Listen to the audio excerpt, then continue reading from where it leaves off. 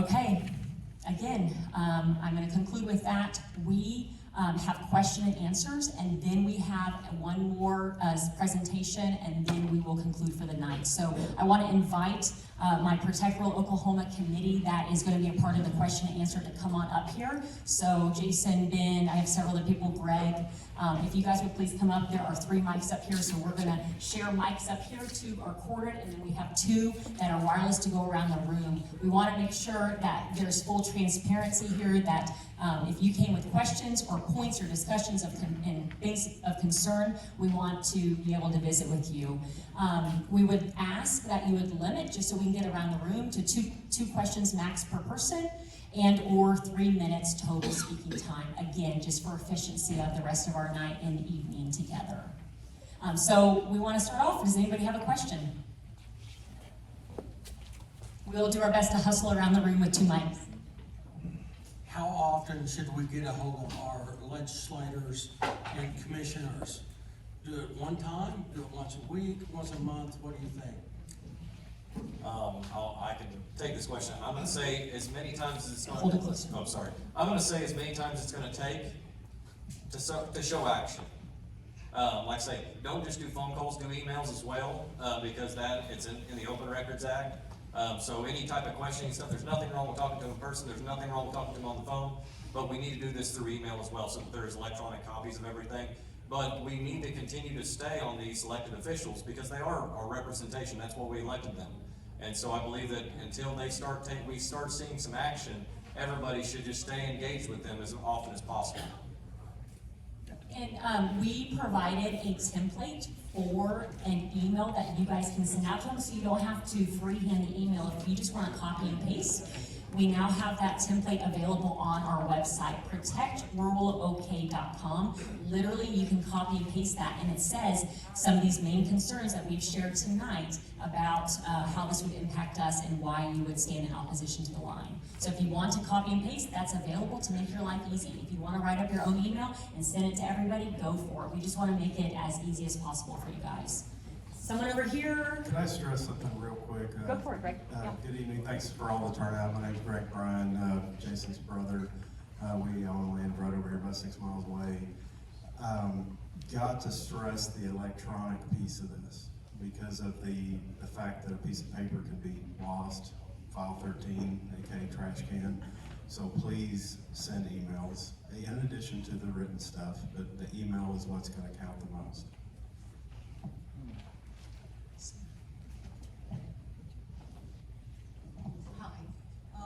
It's not really a question, it's just something I want to share with you. My name's Mickey Booth and I'm from Hawaii. It's my husband Fred. We're both from Hawaii. And we came here in '95 because we left the rat race there.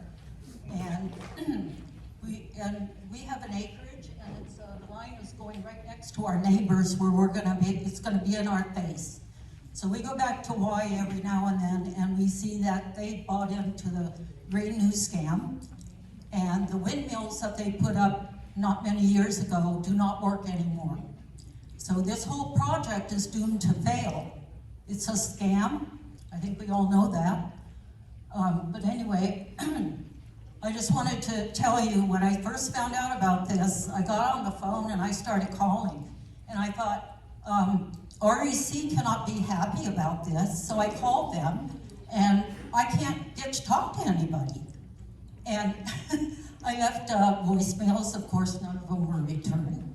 I called GRDA, and I got a person on the phone, and I explained to him what this was about.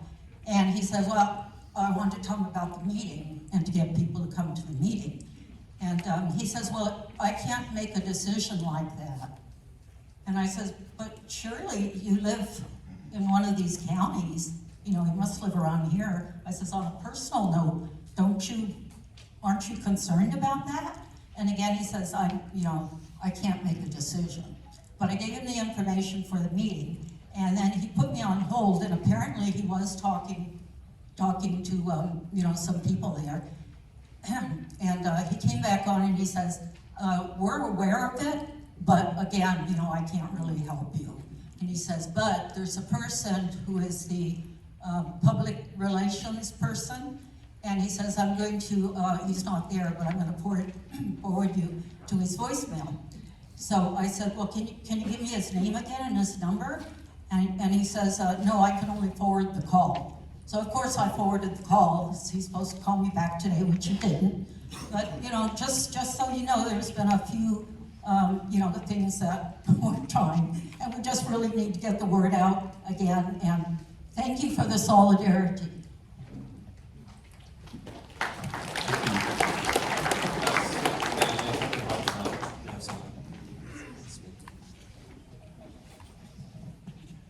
Good evening. I'm Second Chief Norm Hildebrand of the Wyandotte Nation. And Ottawa County is kind of a unique situation. We've got 9 tribes headquartered in Ottawa County. We've got more tribes headquartered in one county than any other county in the United States, so that's what makes us unique. And another thing is we have trust property, trust lands all over Ottawa County. And they cannot cross that without a right-of-way, but we're not gonna allow that. And if they want a right-of-way, they have to go through the BIA to get it, and that's a lengthy process, even if we agree to it, which we are not. And 2, if this does come about, are they gonna do a cultural assessment survey along that path? I don't specifically have the answer to that, but I'm gonna guess no. You know, like I say, I'm just gonna toss that out there. Cultural and biodiversity, Yep. that's another big one. Right, absolutely, no. They're not taking into consideration what this is doing as far as the character of the land and everything around it. I definitely appreciate the tribe's involvement and wanting to hold the line. I really do appreciate that.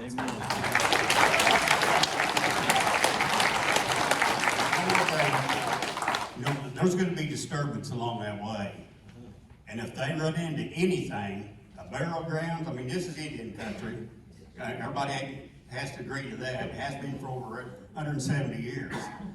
If they hit something, any artifacts or anything, construction stops. And they have to notify all the tribes. That's federal law. Wow, awesome. Okay, So, that's wonderful. I just wanted to throw that out there. Yeah, absolutely.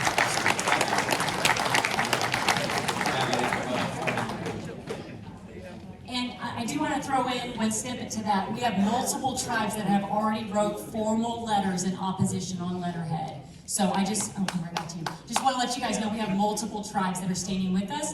And like we said, put up on the slide, we are going after Cattlemen's Association, Farm Bureau, and other entities that should be supporting and representing us as farmers and ranchers here. Do you have to be a landowner that the proposal crosses, or can you be a neighbor? You can be a neighbor. Okay. This is not a government entity, right? It's a private entity? So this is a publicly traded company that is under, they're a publicly traded utility that is underneath the FERC or the SPP, which is, the FERC is a federal government entity. So The government's the one that does eminent domain, isn't it?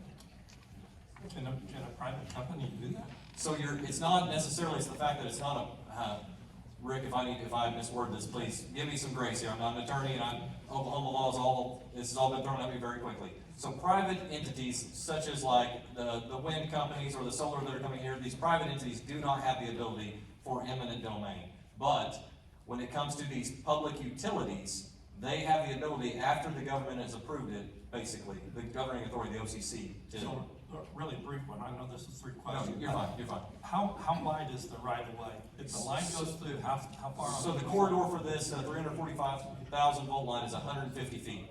So On either side? 75 feet either side, center to center. Or center to edge is 75 feet. I just had a question. I wish I was Wyandotte and not Cherokee. Why? I was just wondering, would it do any good to call the Cherokees? From what I've heard, they are very pro windmill, pro everything, unlike all of the other tribes. I can't see them helping us in any way, shape, or form. Does anybody know different? Well, we are trying to work with the tribes. So I spoke at the Intertribal Environmental Council meeting in Oklahoma, Oklahoma today. I will be speaking at the Intertribal Council meeting in Miami tomorrow. I believe I've got a meeting with someone from the Cherokees tomorrow as well. So we are trying, and we are going to engage them. We are going to give them all the same materials, and they have to make their own decision. But we are hoping that they can stand with us as a nation and as a people and as a community. Ben, I will say that the county commissioner has been in contact with someone. The county commissioner has been in contact with one of the higher-ups, as I would say, of the Cherokee Nation, and that has just happened in the last couple days. So I'm not sticking up for the Cherokees, don't get mad at me, but they are, there is some possibilities there, I would put it that way. Okay, awesome, thank you. Natalie, I did see someone had their hand raised back here towards the back.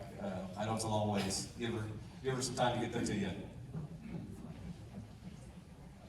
You guys are making her do all the running. I know, yeah, absolutely. Ben, is there any chance they would drop that below that 300 threshold so they wouldn't have to go through the OCC? I don't believe so.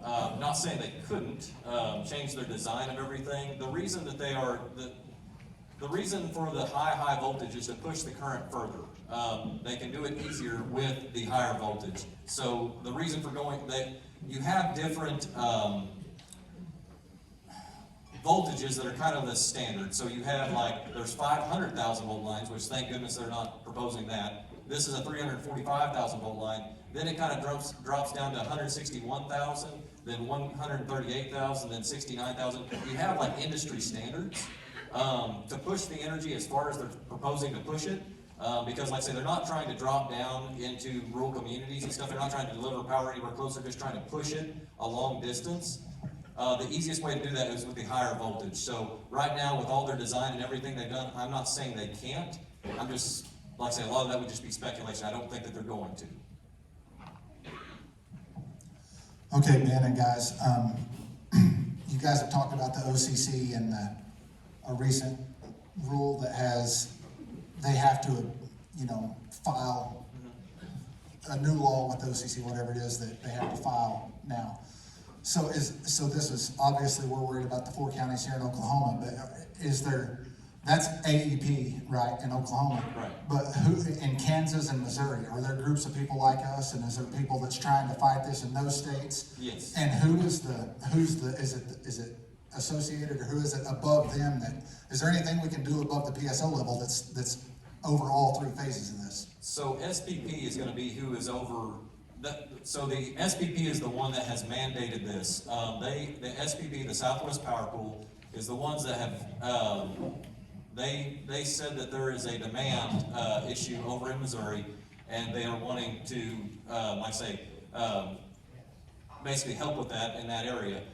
So yes, we want to engage. Like I say, we had that slide up there that talked about engaging FERC, engaging the SPP. Really, I see engaging SPP and me personally, I see engaging FERC and SPP.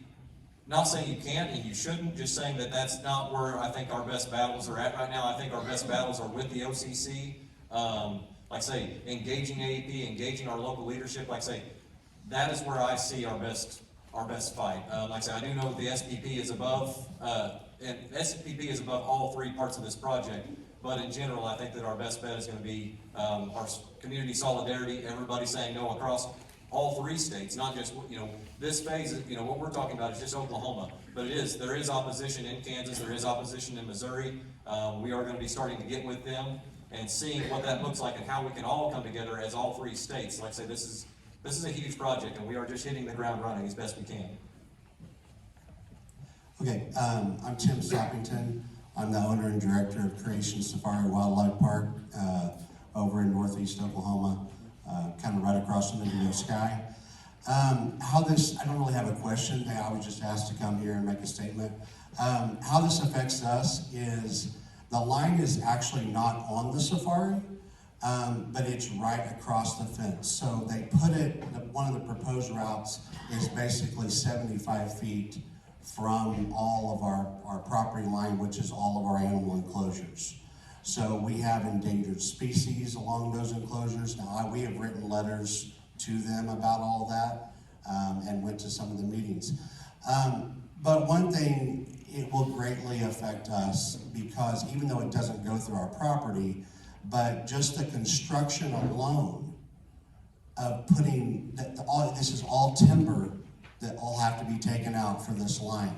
So we will basically have to shut our entire park down for the construction of this line, because a lot of times they put up the wire with helicopters. So there's no way we can have our zebras and endangered species that we house beside all of that construction going on. So we are very opposed to it. And our research, as well as the ZAA and our organizations we're a part of, has shown that the voltage and stuff from those lines can affect the animals 700 to 1,000 feet from the line. So if it goes where it's proposed, we may very well have to move our entire operation. Who else would like to speak? Somebody, two people up front here. So my name's John Spence. You asked about, Evan, about was it being fought in Kansas? I saw a letter the other day that it's really being fought in Kansas. The Kansas Cattle Association, Kansas Farm Bureau is involved. There's some, they're looking at, SPP is stepping into the letter I saw. They're accusing SPP of really stepping out of their bounds. While it's coming to Missouri, which SPP serves, on the other end, they're looking at sending stuff to California and all these places that are shutting their power down. They're shutting their so-called fossil fuel plants down and wanting us to produce this all. And, this was the previous presidential administration's plan, was to cover all this country with wind turbines and solar, and shut down all the coal plants, shut down all the nuclear and natural gas plants, and for us to all produce stuff and send it to Illinois. And so, Illinois shut down 26 coal plants in the last 2 years. Missouri shut down 16. They need to be producing their own power and not using our property, our land, and our resources to do it. So Kansas is fighting really hard on that leg of it out there, and I hope we can get that kind of battle going here too.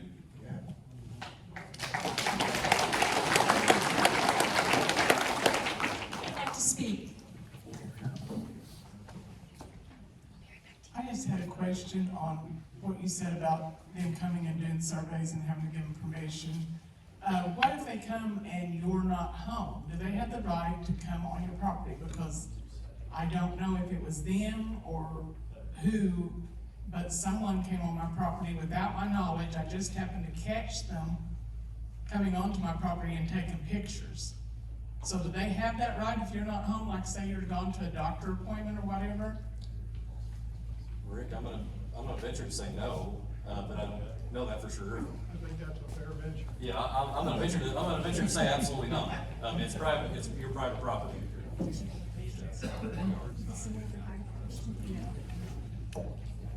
Yes, I have land, my parents, 6 generations, and it becoming split in the middle, and we're totally opposed. But also in the Joplin paper, Newton County had a meeting, and I didn't find out about it until too late, but Liberty is already talking to the landowners across from Ottawa County into Newton County.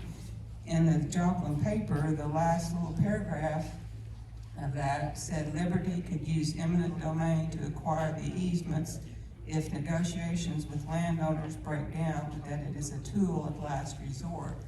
So either they're lying about, again, lying or stretching the truth or whatever, or trying to scare people. And I wasn't at, like I said, at the meeting to let them know what we're fighting, and if it don't go here, how's it gonna affect across the line in Missouri. So we also need to let our Missouri friends and people know what we're dealing with, and, you know, like, it may not even get to there. If we can stop it here, maybe it can go somewhere else. But we need to let our Missouri neighbors know also. I heard they had a very spirited meeting over there last week, and so a lot of landowners just like you and me, they were there and voiced their opinion. There's some opposition. It's really good. And one thing that I want to bring up, and Natalie alluded to this a little bit ago, about 37 days is when AEP will approach the OCC with their proposed route. 37 days. So we gotta get real busy.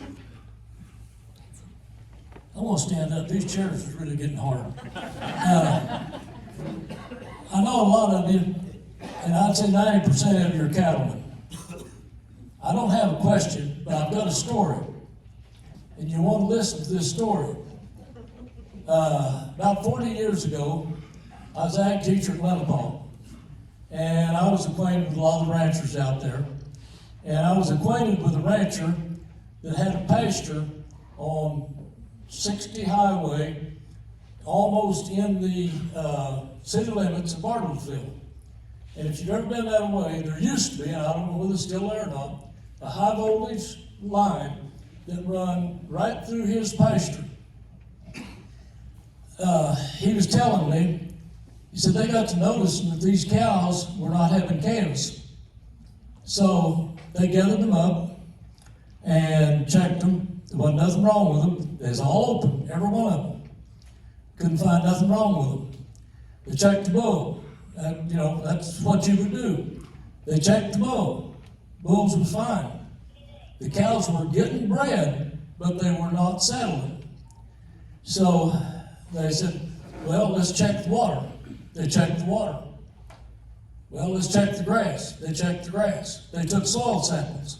They did everything in the world to see what was wrong. These cows were not having calves.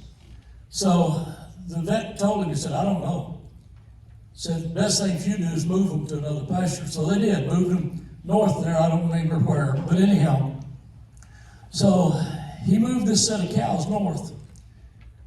Those cows started settling and started having calves the next year. So he moved another set of cows to this pasture. Guess what happened? Same thing. They didn't have calves either. They contacted the electric company, I don't know who it was. They said, oh, no,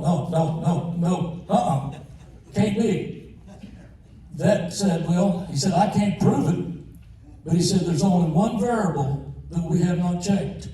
He said, that's these high voltage lines. Every set of cows that they put in that pasture would not breed and would not have calves.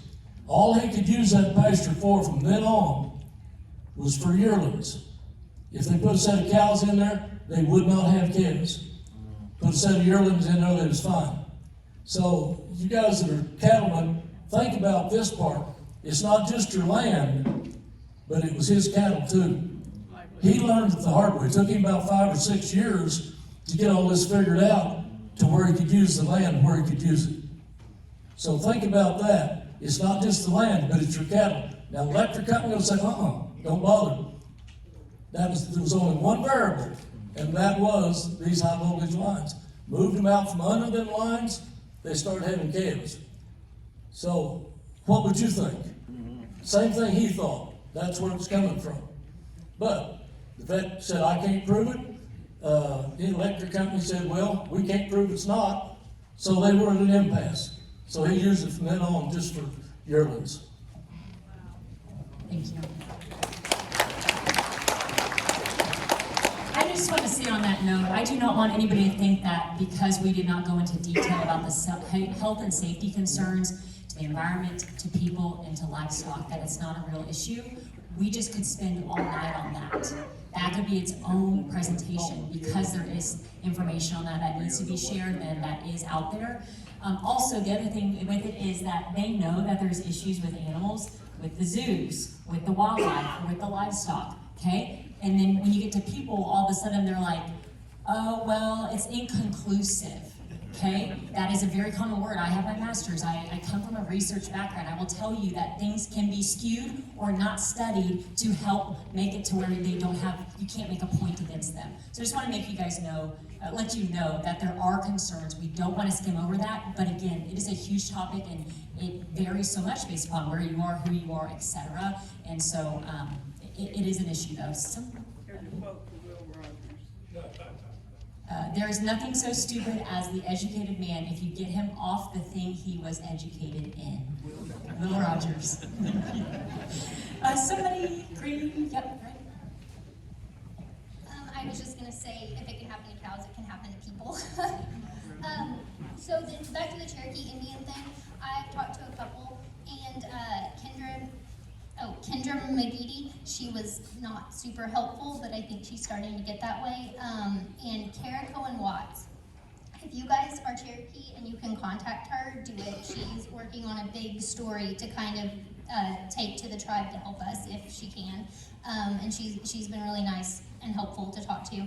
And she is really trying hard, I think, to help. I don't know if she's still a council member or not, but she is helping. And I do think that the Cherokees, if we push them hard enough, and if we are Cherokee, if we go and we talk to them, I think that they'll do so. I think that they will at least write a letter like the other tribes. Who else would like to speak, has questions? Yep.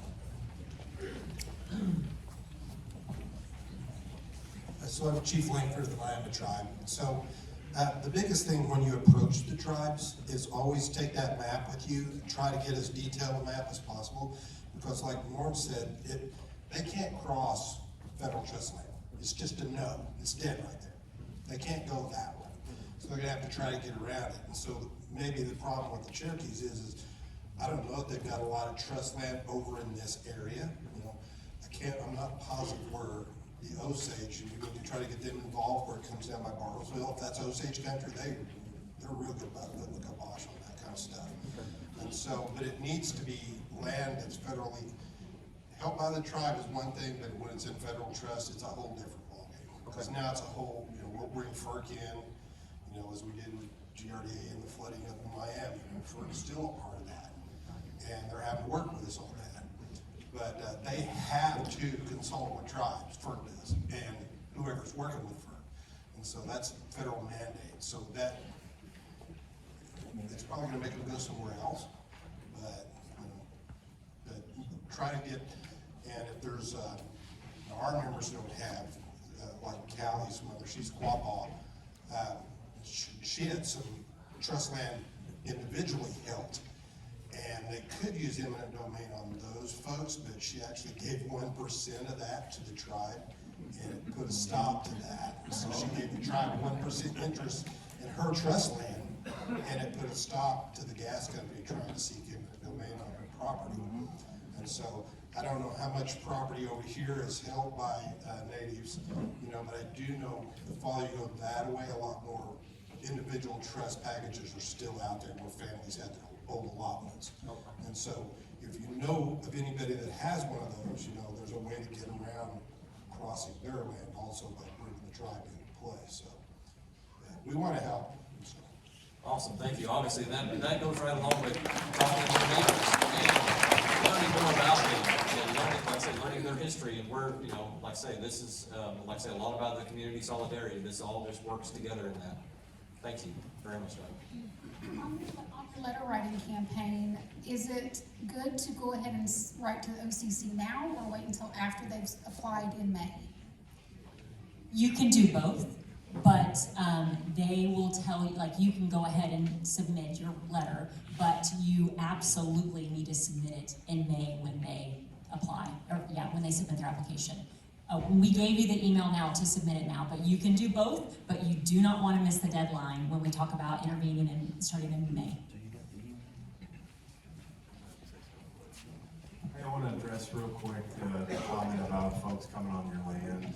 Mr. Mosier advised that you can say no, but you do need to have signage up, which would be no trespassing signs.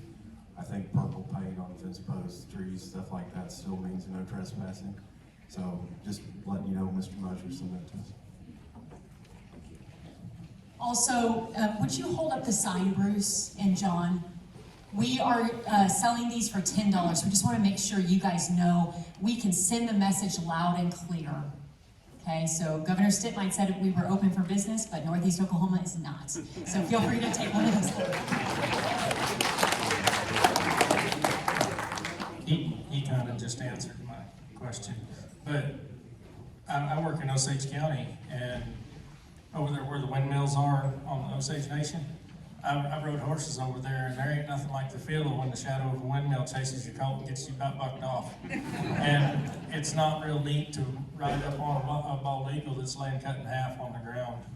And when you're running dogs and you get under a high voltage line, and you know you got shock collars or track collars on your dogs, there is some waves or some, I don't know exactly what it is, but I saw dogs do a backflip because they get shocked when they run under the lines.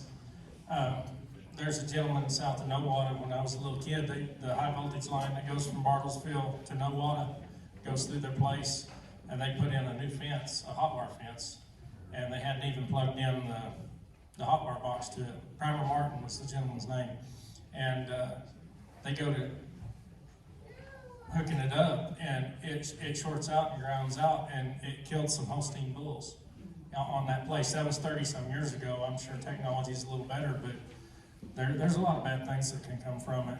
And I've seen the bald eagles, and I've seen the mess that the windmills make over there on those ranches, and it just ain't really very good.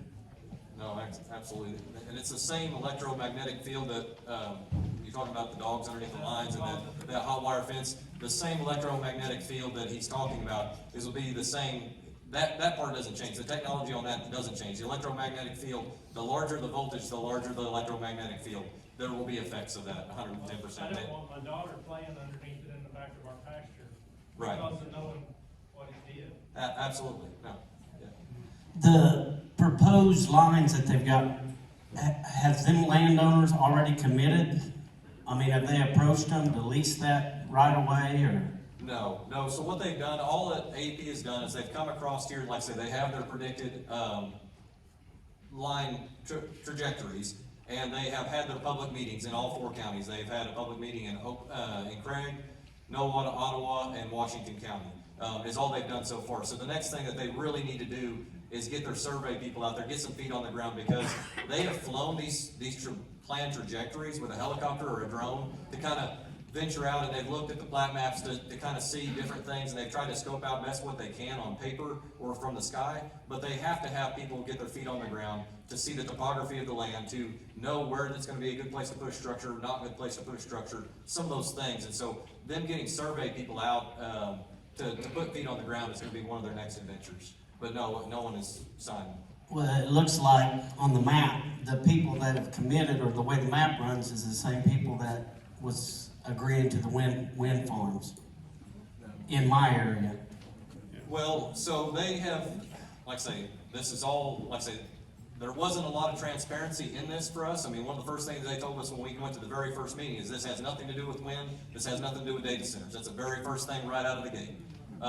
So we had to start taking what they said and seeing through some of the half-truths, getting on the SPPQ, if I can go back to that slide, and figuring this stuff out for ourselves. So, like I say, the private companies that put in the solar or the wind or the battery storage or any of these things, they do not have the right to do the eminent domain, but they don't have to. They just have to get the leases, they have to get the map out, and then all they have to do is wait. The power companies will build the line to them. So that the reason for this line taking the trajectory it is, that part of it has a big play. Yes. Who else wants to speak?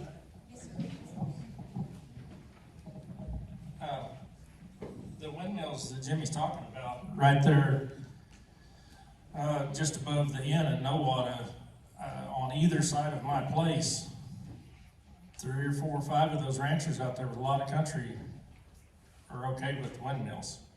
It's all over right where he's talking about. I don't know that it doesn't have anything to do with the windmills, but if they get it up, they're going to patch into it, because They're not gonna go 120 miles up in Kansas when they got windmills all over the Blue Mound in Washington and Nowata County.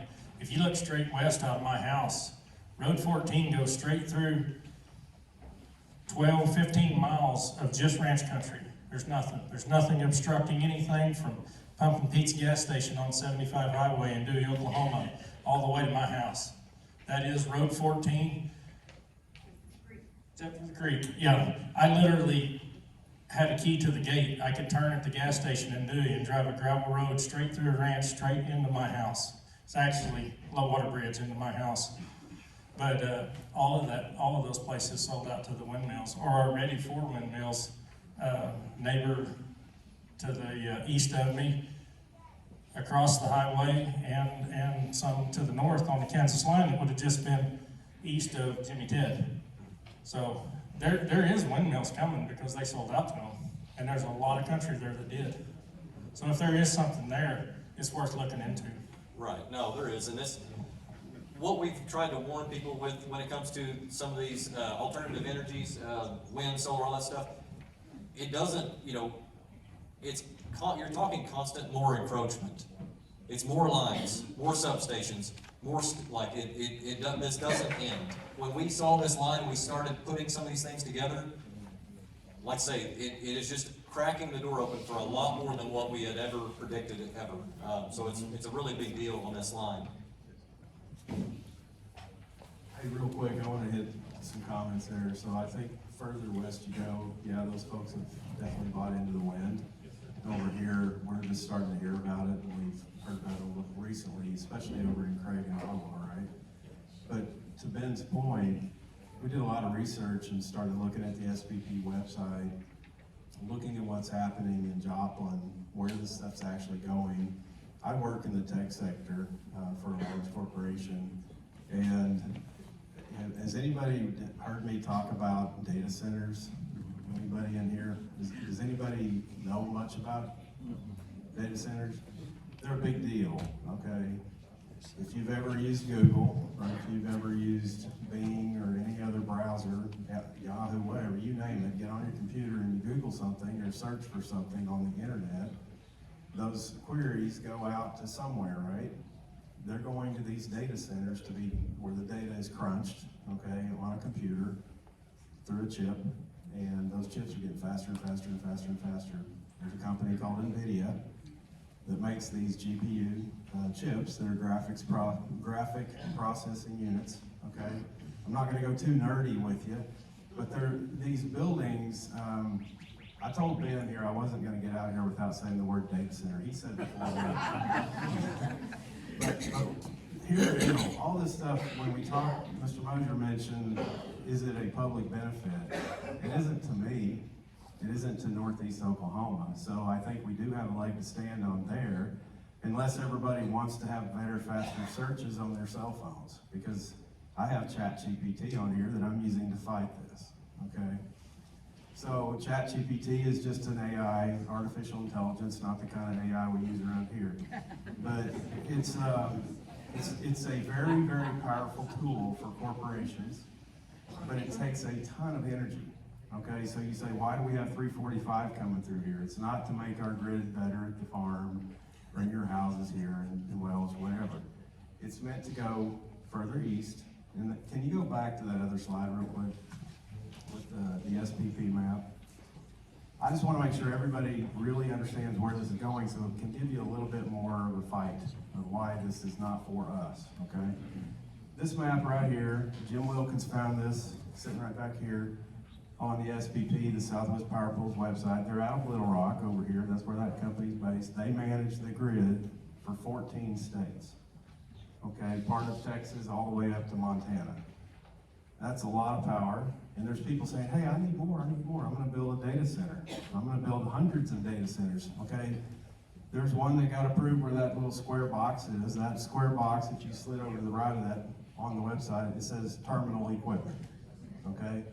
Terminal equipment, Ben's more of an electrician than I am. I'm a general contractor too. Back in the day, you have to know where to plug that stuff in, right? Think of it as a giant breaker box for the data center.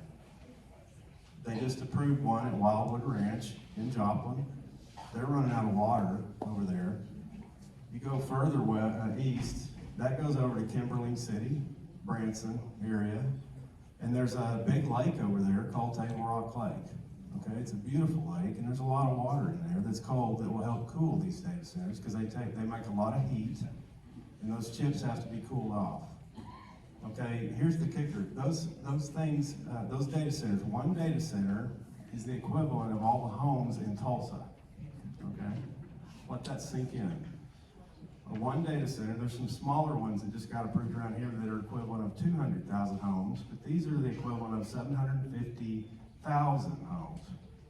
800, and some of them are even up to 1 million homes. Okay, that's not for reliability in Northeast Oklahoma. That's for private, it's not public, it's private, okay? So I think there's a lot to stand on that. We've got to figure out how to fight it from that angle. Mr. Mosier said, hey, once eminent domain comes through, then it's going to be tougher. So it's going to be how much do we want to fight back and say, hey, this is not for us. We heard that it's for us. It's not. We don't see through that smoke and mirrors there. But I don't know. If anybody wants to talk further about that, hit me up. But if you go read the news, there are hundreds of these data centers popping up. Everybody's starting to push back. Just go use Google and you can find it. Just query Citizens Against Data Centers or something. Just make it up. It'll show you tons of articles that are out there. So I just want to make sure that we didn't walk out of this room without knowing that this is not for reliability here, that it's more for data centers and developments that are further east of here. Thank you. I understand they can't build a line from A to B, but can you explain why they're dipping into Oklahoma at all? If I look at that, it looks like they bounced down into 4 counties in Oklahoma and then right back up. What's the reason for coming to Oklahoma at all? So this map right here is what we're trying to do is a representation of why. So, like I say, they're starting up in here in Kansas. Like I say, these maps are kind of cut off. So this would be Kansas up in here, and this one over here would be in Missouri. So what they're doing is they're coming down and they are attaching on to all this this alternative energy, your wind and your solar and your battery hybrid combinations. That is the reason that they're coming down here is so that they can catch on to this. This is a cash cow for this publicly traded company. They can come down here. They're going to take alternative. I like to call it alternative energy. There's no such thing as green energy. But they're taking this alternative energy sources out here and they're pumping it across these 4 counties and they're dumping it over in Missouri. That's the reason why.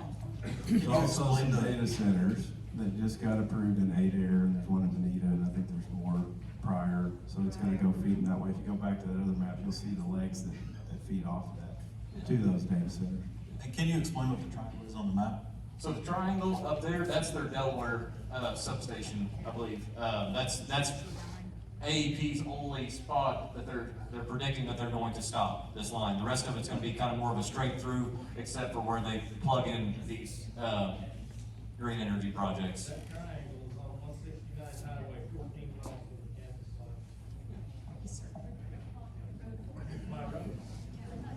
line. Got another question over here. I don't know how to do this, but my name is Brad Perkins. I live in Nowata County. I represent IBEW, Electrical Union. So I represent all of the AP employees, all the linemen in Oklahoma. The reason this gentleman back here, the wind farm in Nowata County, they're going to build a line to that Delaware sub. That is the plan. That's always been the plan. So the line coming from Kansas is not going to help us at all, if any at all. The problem we have in Nowata County going to that Delaware sub is the infrastructure is not strong enough to push any power anywhere else. That's why they need the 345 line in. Yeah, thank you for speaking up. I do appreciate that. And, I mean,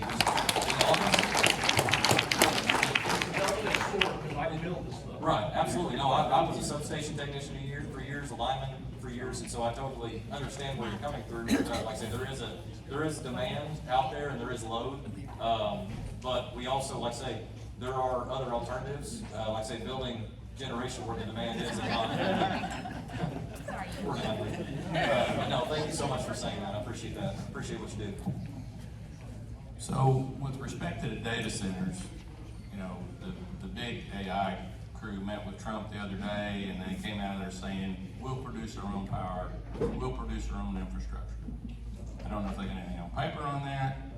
There's talk of that down here at the State House as well, to force these guys to, if you're gonna build a data center, you have to do your own infrastructure, provide your own power, either natural gas generators or things like that. You know, local nuclear power or something. Behind the grid, behind the meter is the right term on that, thank you. Point of need. That's what we've been talking about since day one, is figuring out, pushing it back, delaying this thing long enough before it permanently impacts our land here. Encourage them to figure that out. And it's, the problem is AI is kicking up so fast. We hadn't hardly heard of it 2 years ago. I mean, you kind of heard a little bit about it, but now we're using it every day in our jobs, and it's taking jobs too. So you take jobs, it costs more, who's gonna pay for it? So somebody without a job now, somebody's gotta pay for it. So those companies who are needing it need to figure out how to pay for it. So there's all the things you mentioned. There's nuclear, I think it's modular nuclear reactors that are smaller. They're about the size of 2 40-foot containers. Bury them way down deep underneath the data center. But you still have to cool them too. So. Well, and you know, I think Microsoft's building a new plant somewhere out in Montana, somewhere. They're reinstituting one on the East Coast to serve AI. So that's what needs to happen rather than this stuff. Agreed. Thank you. Any final questions? Yes, sir.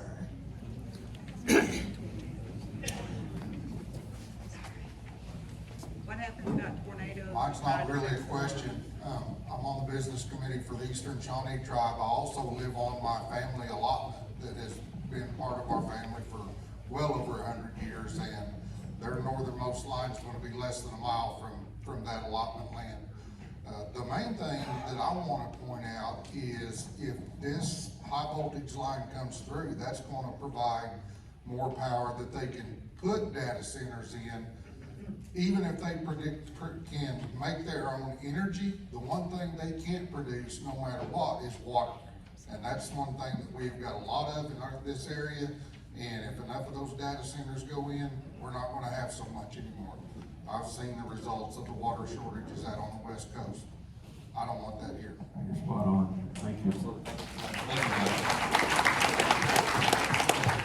I will be a 4th generation rancher, and I'm just curious on how it's going to affect my life and my kids' life in the future.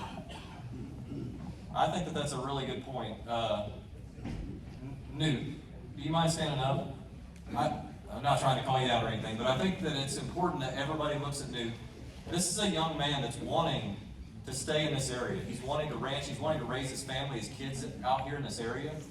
This is the legacy of Northeast Oklahoma. This is what we're trying to protect, this is what we're trying to provide for, this is what we are doing here. The decisions we make today will affect Newt and his family for generations to come. There is a total right and a total wrong side to history. We have a chance and an opportunity here to stand in opposition of something that is not right for this area. So this is where I really think that it's important for us to think about not just what's good for us, but what's good for the future generations. And so Newt, I thank you for that. I don't see any way that it's going to positively affect the ranching and capabilities of this area. I don't think that there's any way that anybody could argue that it's going to help you positively. So sorry about that, but we are going to stand firmly to help protect that. So thank you so much.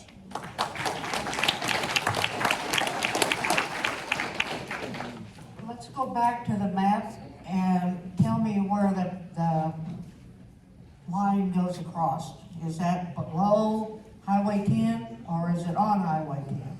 So this is going to be south of Highway 10 is where it's coming through. So when it comes across Craig County especially, the maps show, we've got maps for each county. We can show you where your property is or where any property is you want to, where the line goes through, the projected lines are going through. But basically it's going to follow either 160 road running east and west or 140 road east and west. So there's kind of two predictions they have for at least Craig County. I haven't specifically looked at the other counties, but roughly within a mile each north and south of those. So that blue line is not Highway 10? That's correct. It's what? Sorry, yeah, that. I know, but is that also, does it run down the Highway 10? No. There's actually several proposed routes that we got to see at the open houses, and if you get on the AEP transmission.com, I think is the website, you can click into these maps and drill into them. It's an interactive map. And these routes are proposed routes, and I think somebody mentioned earlier, why are they going through here? It's to tie in to the infrastructures out west. It's also to go east, but it's also the path of least resistance. And when I asked the folks at the open house, hey, how did you land on this? How did you decide on this? And then they said, well, our siting team did. And I said, okay, well, can I talk to them? And there was a bunch of people at a table that had maps. And they're just people going on to an ArcGIS. It's a geographical information system that you can drill in and look at the features of the land. And they're looking at the number of houses, easy land, you know, and it's that geometry problem. It's the shortest distance between 2 points is a straight line. Somebody mentioned that earlier. And I think they're just trying to find a quick way to go from west to east. It's just right through here. But these are multiple proposed routes that they've put out there.